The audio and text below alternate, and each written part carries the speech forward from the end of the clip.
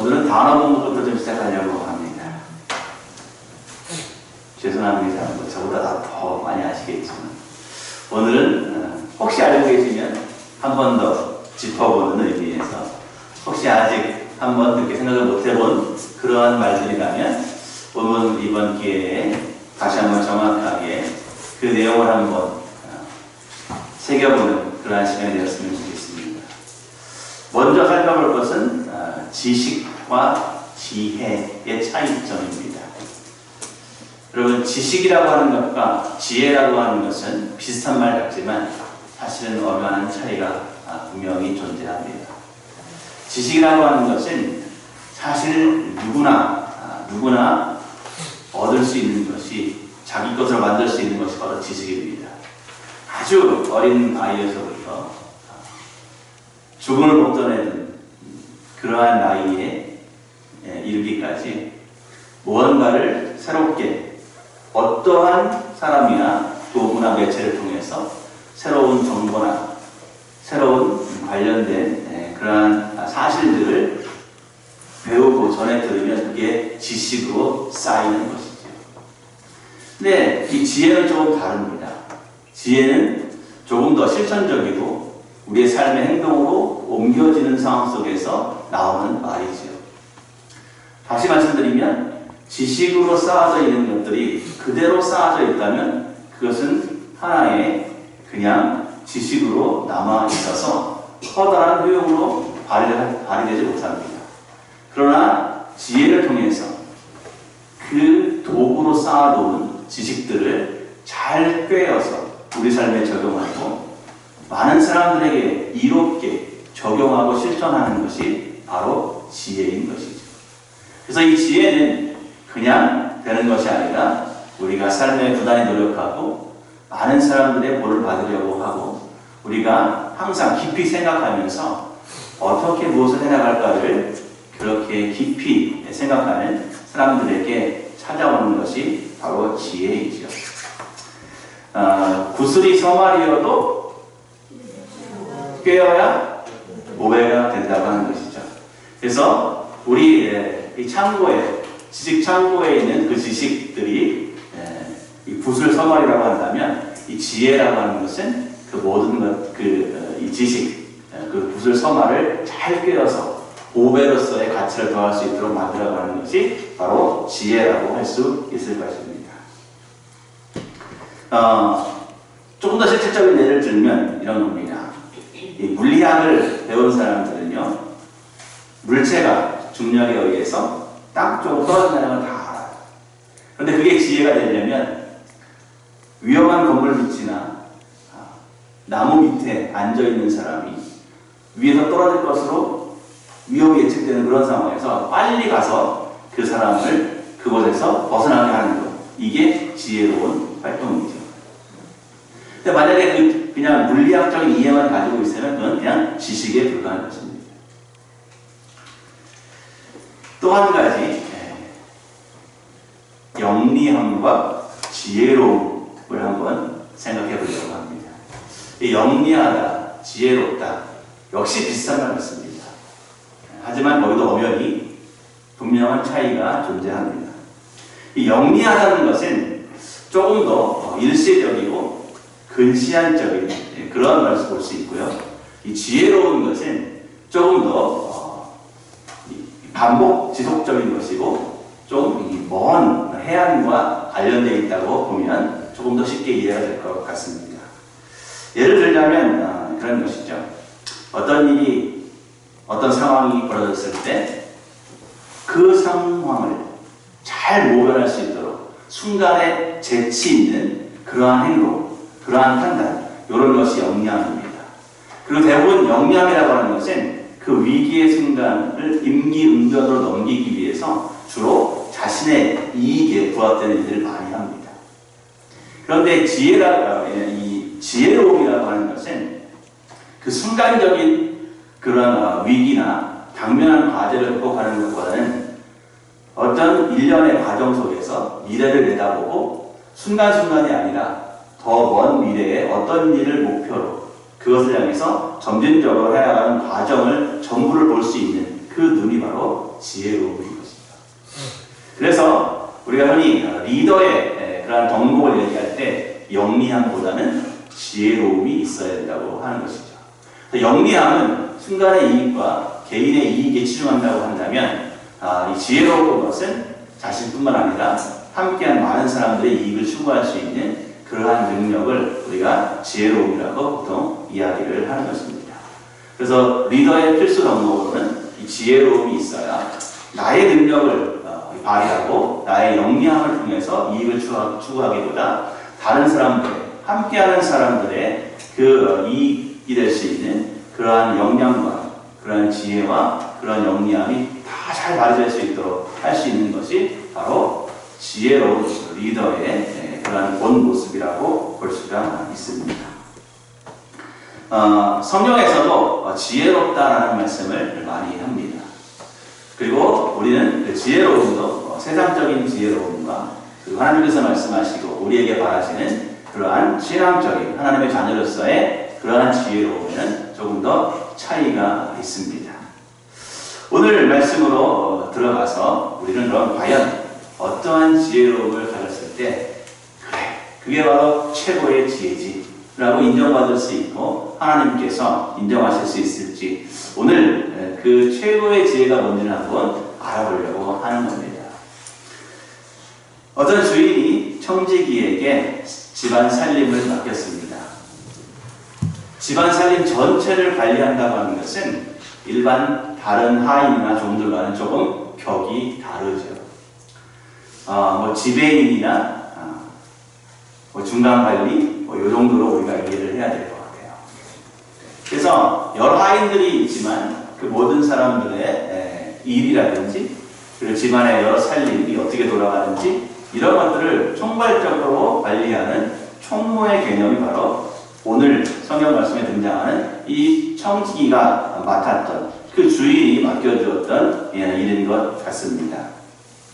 그런데 이 주인에게 뜻밖의 소식이 들리는 거예요. 철석까지 믿었던 이 청지기가 자신의 재산을 축내고 있다는 겁니다. 여러분 같으면 어떻게 하시겠어요? 아마 성질이 조급하거나 이 청지기에 대한 믿음이 적은 사람 같았으면 이 청지기를 따로 불러올 일도 없고 즉각적으로 가서 멱살을 잡든지 아니면 뭐 이 법에 붙여서 잡아가서 재판을 받게 하든지 그래서 손해배상을 다 받아내든지 어떻게 이렇게 조치를 했을 겁니다. 근데 이 주인은 그래도 좀 너그러운 편인 것 같아요. 그래도 내가 믿어서 일을 맡겼던 청직인데 내가 다시 한번 확인을 해야지 해서 부릅니다. 여차저차해서 이런 이야기가 들리는데 도대체 어떻게 된 거냐 라고 묻습니다. 근데 이거 발병할 수 없는 사실이었나 봐요. 내가 다시 와가지고 회개를 할 거야. 감사를 할 거야. 준비해. 라고 이야기를 해놓고 다시 주인이 떠납니다. 고민에 빠졌습니다. 청지기가. 드디어 올 것이 왔구나. 그래도 나는 내 나름대로 이 영리하게 산다고 이처저처해서 이렇게 해왔는데 이거 살짝 이렇게 했던 것이 이게 또 누가 일러 바쳐가지고 결국은 또 공경에 처했구나. 근데 어쩌면 좋지. 이 나이에 내가 뭐 할 게 있나. 뭐 힘이 좋아서 힘쓰는 일을 할 수도 없는 것이고 그렇다고 여태까지 살아온 이 사회적 지위와 체면이 있지. 이거 부끄러워서 빌어먹을 수도 없고 고민이 되는 거예요. 그러다가 이궁리 저궁리 하는 중에 이러한 생각이 떠오릅니다. 그래, 이렇게 하면 그래도 미래가 좀 준비될 것 같은데 어떤 방법이었습니까? 자기한테 빚진 사람도 아니에요. 주인한테 빚진 사람을 불러들이기 시작합니다. 어떤 사람은 기름 100마를 빚으셨어요. 기름 100만원치면은요 1000데나리온 정도 된대요. 당시에. 데나리온 기억하시죠? 뭐죠? 데나리온 하루 품삯. 그럼 1000데나리온이면 한 3년치 품삯이에요. 그 빚진 사람을 불러다가 반을 딱 탕감해 줍니다. 또 어떤 사람은 밀백석이면 한 8년치 한 2,500데나리온이 된답니다. 거기에 20% 아주 인심을 씁니다. 그러면서 이렇게 하면 내가 비록 우리 주인한테 쫓겨나더라도 그들이 나를 생각해서 자기 집에 영접하고 그래도 내가 후일 여생을 좀 남의 도움으로 먹어낼 수 있겠지 이런 생각을 한 거예요. 주인에게 이 소식도 들어갑니다. 여러분 같으면 어떻게 하시겠습니까? 저 같으면 재주를 부리려고 노력을 많이 했지만 그 돈이 다 누구 거냐? 여태까지 미친 소리도 모자라서 그나마 남아있는 것까지 거기서도 그런 짓을 해? 아주 괘씸해가지고 아마 더 크게 노했을 겁니다. 근데 이 주인 좀 달라요. 의외예요. 너무 의외예요. 너무 의외예요. 아이고 지혜로운 녀석 잘했어 라고 칭찬을 해주는 거예요. 아마 이 청지기도 눈치를 슬슬 살피면서 이 양반이 왜 이러지? 뒤에 뭐 이거 큰 수완이 따르는 거 아니야? 이런 마음도 들지 않았을까 생각이 됩니다. 이 주인이 참 대단해요. 아마도 이 주인이 사실 이 청지기가 손해를 꽤 끼쳤긴 하지만 그 정도 손해에 별로 흔들릴 만한 그런 상황이 있는 주인은 아닌 것 같아요. 그보다도 손해보는 것보다도 이 청지기가 마지막에 행했던 그 영리한 그 지혜로움이 이 주인에게는 더 크게 다가왔던 것 같아요. 그래서 이 주인은 칭찬을 해주고 그 뒤에 어떻게 됐는지는 이야기가 이어지지 않습니다. 근데 여러분 아마도 이 청지기는 계속해서 그 자리를 유지하지는 못했을 것 같습니다. 요거 한번 지혜롭게 자기의 미래를 위해서 머리를 잘 썼다고 이 주인이 그래 네가 이 정도로 똑똑한 면이 있었구나 지혜로운 면이 있었구나 내가 여태까지 네가 지은 잘못 다 용서해줄게 계속 나의 청지기로 일해줘 이루어지는 않았을 것 같아요. 하지만 자신의 미래를 위해서 준비하려고 하는 그 지혜로운 행동만큼은 이 주인이 아낌없이 칭찬을 해준 것이죠. 그렇다면 도대체 이 주인은 이 청지기가 이 마지막에 한 행동을 왜 지혜롭다고 칭찬을 했을까? 우리가 접할 수 있는 이 성경책은 상당히 여러 버전들이 있습니다. 이 번역한 사람에 따라서 약간씩 다르게 표현을 하고 있어요. 그래서 제가 거의 한 10가지 정도 번역본을 쫙 살펴봤는데 거의 반반으로 나뉘는 거예요. 오늘 우리가 사용하고 있는 이 번역본에는 이 지혜롭게 행동했다고 그렇게 번역이 되어 있어요. 근데 다른 번역본은 영리하게 행동했다라고 번역을 하는 것들이 한 반씩 정도입니다. 그러니까 이 영리하게 행동했다와 지혜롭게 행동했다가 이렇게 나뉘어서 해석이 되고 있어요. 물론 이제 원문에 성경 원래 기록되어 있던 그 문자의 뜻으로 보면 지혜롭게로 해석이 가능합니다. 그런데 굳이 이 번역했던 사람들 중에 반수가 영리하다라고 해석한 것은 이것이 하나님께서 귀하시게 여기는 그러한 하나님의 자녀다운 그러한 지혜로움이 아니라 세상적인 지혜로움에 가까웠기 때문이 아닐까 그런 생각도 들었습니다. 자, 이제 본론입니다. 본론으로 들어가면 그렇다면 이 주인이 왜 지혜롭다고 칭찬을 했을까 하는 겁니다. 이 주인이 이 불의한 청직이라고 이야기하면서도 그 행동을 칭찬하는 이유가 그 뒤를 보면 알 수가 있는 겁니다. 자, 그 뒤에 내용을 살펴보면 이런 이야기들이 이어지고 있습니다. 8절 끝부분에 중간 이하부터 보면 이 세대의 아들들이 자기 시대에 있어서는, 어느 시대에 있어서는? 자기 시대에 있어서는 어떻다? 빛의 아들들보다 더 지혜롭다. 그러면 두 단어가 대조가 되죠. 이 세대의 아들들, 빛의 아들들. 이걸 우리가 충분히 짐작할 수 있을 겁니다. 이 세대의 아들들은 하나님을 모르는 세상적으로 사는 그런 사람들일 거예요. 빛의 아들들은, 빛의 자녀들은 하나님의 뜻대로 살려고 애쓰는 그러한 하나님의 자녀들일 것입니다. 그런데 이 둘을 비교했을 때 어느 시대에서만큼은 자기 시대에서만큼, 그러니까 하나님이 주관하는 그러한 시대가 아니라 예수님께서 다시 우리의 재림주로 오시는 하나님 나라가 완성되는 그 시대가 아니라 세상이 주도권을 갖는 그러한 세태 속에서라는 것이죠.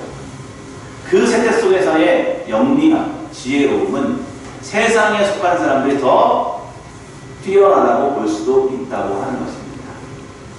세상 속에서 잘 살기 위해서, 세상 속에서 남에게 경쟁에서 이기기 위해서는 세상적인 지식을 활용하는, 세상적인 지혜를 활용하는, 세상적인 영리함을 앞세우는 사람들이 더 우월해 보일 수 있다고 하는 것입니다.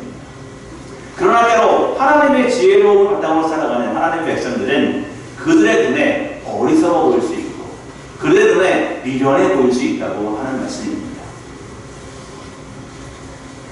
하나님께서는 단순하게 우리가 살아가는 이 세상 속에서 그 단순 기준으로 봤을 때의 평가를 말씀하시는 겁니다. 그러나 마침내 때가 이르러서 우리가 기다리던 그 시대가 오면 역전이 되는 것이겠죠. 9절 말씀에는 이런 말씀이 이어집니다. 불의의 재물로 친구를 사거라. 그리하면 그 재물이 다 없어졌을 때 그 사귀었던 친구들이 너희를 편안히 영원히 오래로 거주할 수 있는 그러한 처소로 연결해 줄 거다. 그러니까 미래를 책임져주고 도와줄 그러한 친구를 사귀어 놓으라는 건데 그 도구가 바로 불의의 재물이라고 하는 것입니다. 불의한 재물이라고 해서 오늘 말씀에 등장하는 이 재물은 부정한 방법이나 어떤 불의를 행해서, 부정을 행해서 그렇게 이 모은, 그렇게 착복한 그러한 돈만을 얘기하는 것은 아닙니다. 그냥 성경에서는 보통 세상적인 재물을 불의한 재물이라고 표현하는 경우들이 많은데 바로 그러한 표현 중에 하나로 보시면 됩니다. 그러니까 우리가 일반적으로 세상에서 통용되는 그러한 재물, 돈이라고 생각하시면 됩니다. 그런데 이것이 우리가 영주할 조서 하나님의 나라가 임하는 그 천국의 세대에 가면 이 재물은 정말 아무짝에 쓸모없는 것이 되는 것이죠. 그러니까 그 때가 되기 전에 이 불의하다고 여기는 세상적인 재물을 활용해서라도 친구를 사귀라고 하는 것입니다. 결국 신앙적인 의미에서 이 친구는 예수 그리스도를 섬기는 일에 이 재물을 사용하라고 하는 것입니다. 그랬을 때 우리는 영원한 천국을 선물로 받을 수 있게 된다고 하는 것입니다. 그 다음과 말씀이 비슷하게 이어져요. 지극히 작은 것에 충성된 자는 큰 것에도 충성되고 지극히 작은 것에 불의한 자는 큰 것에도 불의하다. 여기서도 같은 표현입니다. 사실은 작은 것, 그것은 앞에서 얘기한 불의한 재물을 이야기하는 것입니다.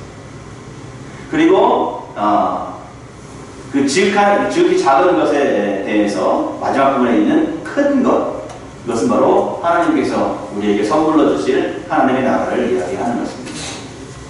하나님의 의를 통해서 우리가 얻게 되는 그 구원을 말씀하시는 것이죠. 그래서 지극히 작은 것, 바로 불의한 재물입니다. 그 불의한 재물에 충성하지 않은 사람은 하나님께서 주시는 그 커다란 유업, 그와 관련된 하나님의 사업, 이런 것에도 충성할 수 없다라고 말씀하시는 거죠. 이 말씀을 딱 접하면 불의한 세상적인 재물에 충성하라. 충성이라는 단어는 우리가 그것에 모든 사활을 두고 다른 생각 안 하고 그것에만 매진하는 게 충성 아닌가? 그러면 세상적인 재물에 매진하는 건가? 이렇게 생각할 수가 있습니다. 그러나 여기에서의 충성이라고 하는 것은 세상적인 재물에 충성하라고 하는 것이 아니라 그 재물을 잘 활용하라고 하는 것입니다. 그 재물을 잘 관리하라고 하는 것입니다. 그 재물을 잘 유용하게 사용해서 정말 필요한 것을 얻으라고 하는 그런 의미의 충성인 것입니다. 세상적인 사람들이 사용하는 그 재물에 충성하라고 하는 그런 의미가 아니라 하나님이 오셨을 때에 그 재물을 하나님 앞에 충성되게 사용하라는 의미의 그러한 충성을 이야기하는 것입니다. 불의한 재물, 우리가 어떻게 사용하에 따라서 하나님 보시기에 계속해서 불의한 재물로 머물러 있을 수 있는 것이고, 우리가 하나님 보시기에 충성되게 그 재물을 잘 활용하면 오히려 우리의 미래를 천국에 담보해 둘 수 있는 그러한 정말 훌륭한 도구로 사용될 수 있다고 하는 것이죠. 11절 말씀에 또 이어집니다. 너희가 만일 불의한 재물에도 충성하지 아니하면 누가 참된 것으로 너희에게 맡기겠느냐. 마찬가지입니다. 큰 것, 참된 것 같은 것입니다. 비록 세상적인 재물은 불의한 것으로 취급되지만 하나님께서 우리에게 주신 선물들은 참된 것입니다. 영원한 생명이요, 하나님께서 우리에게 주신 유업이요, 사업이요, 하나님의 일들, 이런 것들은 참된 것으로 표현되는 것이죠. 그래서 세상적인 것이 있을 때 그것을 하나님이 원하시는 좋은 곳에 잘 충성스럽게 사용하고 관리하면 큰 것을 맡기지만, 하나님의 것도 맡기지만, 그렇지 않으면 반대의 결과가 이른다고 하는 것입니다. 12절에 또 이어집니다. 너희가 만일 남의 것에 충성하지 아니하면 누가 너희의 것을 너희에게 주겠느냐. 자, 여기도 마찬가지입니다. 또 대적으로 나오죠. 남의 것, 그리고 너희의 것. 남의 것은 세상 사람들이 중요하게 여기는 것들입니다. 아까도 얘기한 바로 불의한 재물입니다. 반면에 너희의 것, 그것은 뭡니까? 바로 큰 것, 참된 것과 맥락을 같이 하는 하나님이 우리에게 주실 선물을 또 한 번 이야기하시는 겁니다. 그러면서 13절에는 결론적으로 이렇게 말씀하십니다. 하인이 두 주인을 섬길 수 없습니다. 두 주인이 있으면 아무리 공평하게, 평등하게 한다고 하더라도 한쪽을 더 미워하거나 한쪽을 더 사랑할 수밖에 없다고 하는 것입니다. 그러면서 하나님과 재물을 겸해서 함께 섬길 수는 없다라고 예수님 마지막에 못을 받고 있는 것입니다. 그래서 9절부터 13절 말씀에 보면 대조되는 단어들이 많이 나옵니다. 불의의 재물, 친구, 지극히 작은 것, 큰 것, 불의한 재물, 참된 것, 남의 것, 너희의 것, 마지막 10절에는 재물, 하나님. 이렇게 계속해서 대조를 하면서 세상 것과 하나님의 것을 구분해서 말씀 짓고 있습니다. 그러나 이 모든 것을 병합해보면 세상의 것을 잘 활용해서 결국은 하나님의 것을 준비하라는 의미로 그렇게 요약을 할 수가 있는 것입니다. 오늘 이 불의한 정기가 칭찬을 받았다는 것은 자신의 마지막을 세상에서 통용되는 그 주인의 재물, 그것을 가지고 준비한, 바로 그것 때문에 칭찬하는 겁니다. 미래를 준비하는데 자신의 지혜를 사용했다고 하는 것, 그것 때문에 칭찬을 한 겁니다. 물론 하나님의 것을 위해서 이 사람이 지혜롭게 살았으면 더 큰 칭찬이 있을 것이고 하늘의 상급도 있었겠지만 이 청지기는 거기까지는 가지 못했습니다. 이 청지기가 주인의 판단을, 심판을 받기 그 전까지는 아마 자기가 세상적인 영리함으로 그 주인의 재산을 가지고 편하게 누리면서 살았을 겁니다. 주인의 재물을 가지고 활용하면서 요렇게 하면 나한테 이익이 떨어지겠지? 그만큼은 자기가 쓸죠. 이런 일 했을 때 이렇게 하면 내가 좀 더 편하겠지? 그렇게 편안함을 갖고 이렇게 자기가 동원할 수 있는 세상적인 영리함으로 주인의 속한 재물을 가지고 주인이 가진 그 소유물을 가지고 영리하게 그렇게 편하게 살았습니다. 그러나 그가 마지막 순간에 발휘한 그 지혜에 비하면 많은 차이가 있다고 하는 것입니다. 그 앞에 행했던 모든 영리함은 이 주인이 절대 칭찬하지 못할 만한 그러한 영리함이었습니다. 그러나 마지막에 이 사람이 한 가지 행동, 미래를 준비할 줄 알았다 하는 것만큼은 칭찬받을 만한 그러한 지혜라고 하는 것이죠. 그럼 다시 돌아와서 하나님의 입장에서 하나님의 자녀인 우리를 볼 때 우리에게 가장 중요한 지혜로 여기는 것이 무엇이겠습니까? 답이 나왔잖아요. 바로 우리도 뭘 준비한다? 미래를 준비하는데 우리의 지혜를 모아야 한다고 하는 것입니다. 그럼 결국 미래를 준비함에 있어서의 최고의 지혜는 세상적인 것을 잘 활용해서 충성되게 하나님의 것을 찾아 나서는 삶. 이게 바로 최고의 지혜인 것입니다. 우리에게 주어진 이 최고의 지혜는 세상에서 얻을 수가 없습니다. 우리 어린 학생들도 있지만 우리가 세상 속에서 많은 지식과 지혜를 배워갑니다. 그러나 그 어떤 이 세상 속의 지식과 지혜와 영리함은 우리가 이 땅을 뜨는 그 마지막 순간에 이 땅과 함께 그저 세상 속에 묻혀질 뿐입니다. 우리가 추구하는 최고의 지혜, 하나님의 것을 사모하는 지혜, 하나님의 것을 바라보고 영원한 생명을 바라보고 하나님이 주실 축복된 하나님의 유업을 바라보고 우리가 이 세상에서 하나님의 나라를 향하는 그러한 충성을 다할 때 그것이 바로 우리가 하나님 앞에 보여줄 수 있는 가장 최고의 지혜임을 우리 잊어서는 안 됩니다. 이 말씀 뒤에 보면 하나의 예화가 예수님의 입을 통해서 덧붙여지고 있습니다. 바로 유명한 부자와 거지 누구? 나사로의 이야기입니다. 부자는 어땠습니까? 모으고 물려받고 한 것으로 누리며 살았습니다. 거지 나사로는 그 주인집에서 버려진 이러한 음식으로 먹고 살았어요. 아니, 못 먹고 그러니까 뭐 부스럼도 나고 그렇겠죠. 그러면 개가 와서 핥아준대. 그러니까 이 사람의 처지가 개가 그물이 여길 정도예요. 아이고 어떡하나 이렇게 못 먹어가지고 그냥 화덕이 됐어 하고 핥아주는 거예요. 그 정도로 이 세상에 있는 동안에 이 나사로의 처지가 이 정도밖에 안 됐어요.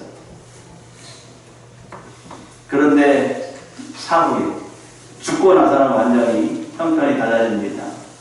이 나사로는 아브라함 품에 안겼어요.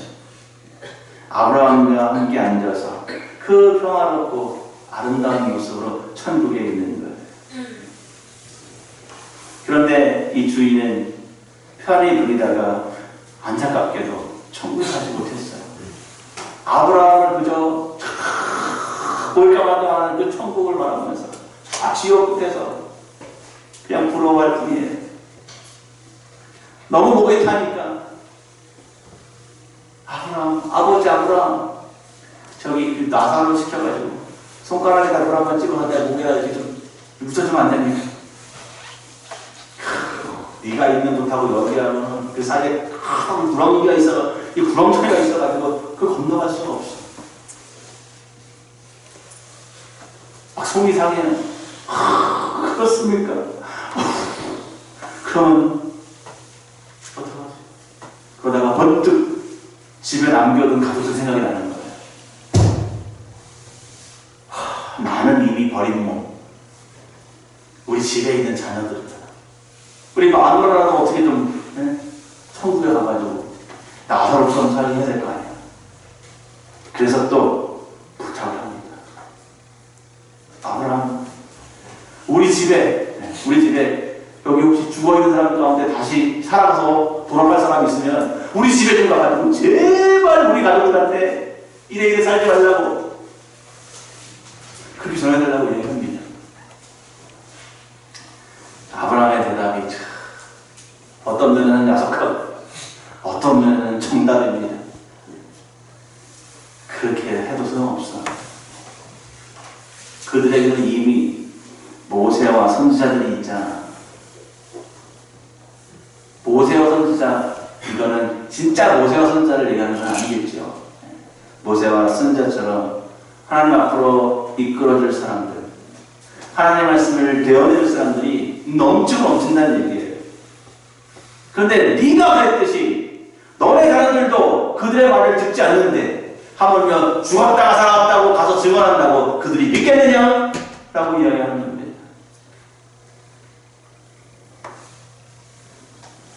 이 부자가 더 이상 할 말이 없는 거야. 자기도 그랬으니까. 지혜롭지 못했던 거예요. 세상의 재물을 모을 때는 온갖 지혜로움과 역량을 다 동원해서 그것을 모으고 편히 누렸지만 정말로 소중한 하나님의 선물을 받기 위한 그 미래를 준비하는 일에는 전혀 생각지도 못했고 알지도 원하지 않았던 자기 자신을 원망할 수밖에 없는 그런 상황이 된 겁니다.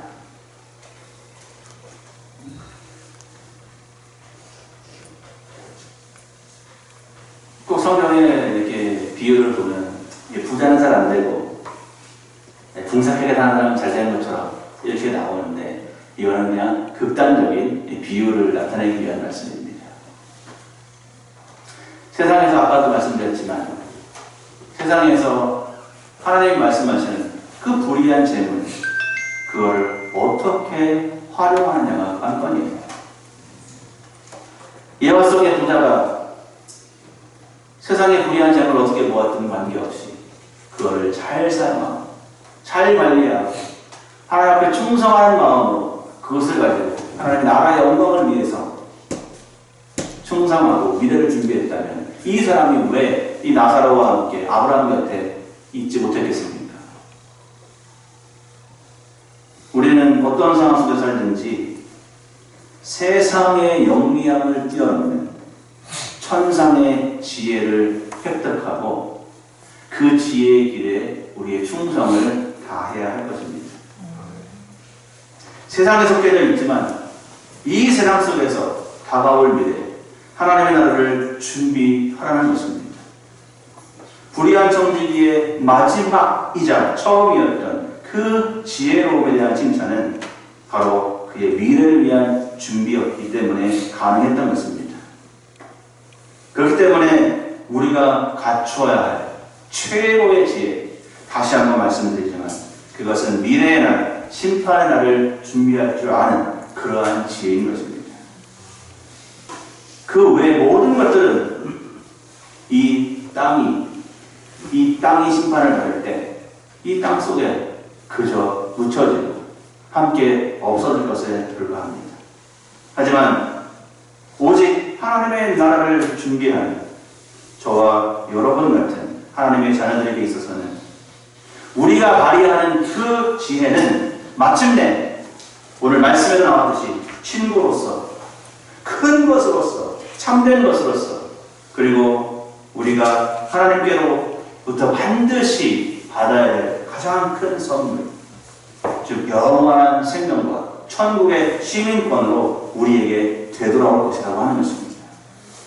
이것이 바로 최고의 선물을 담보할 수 있는 최고의 선물을 보장할 수 있는 바로 우리의 최고의 지혜인 것입니다. 기도하겠습니다.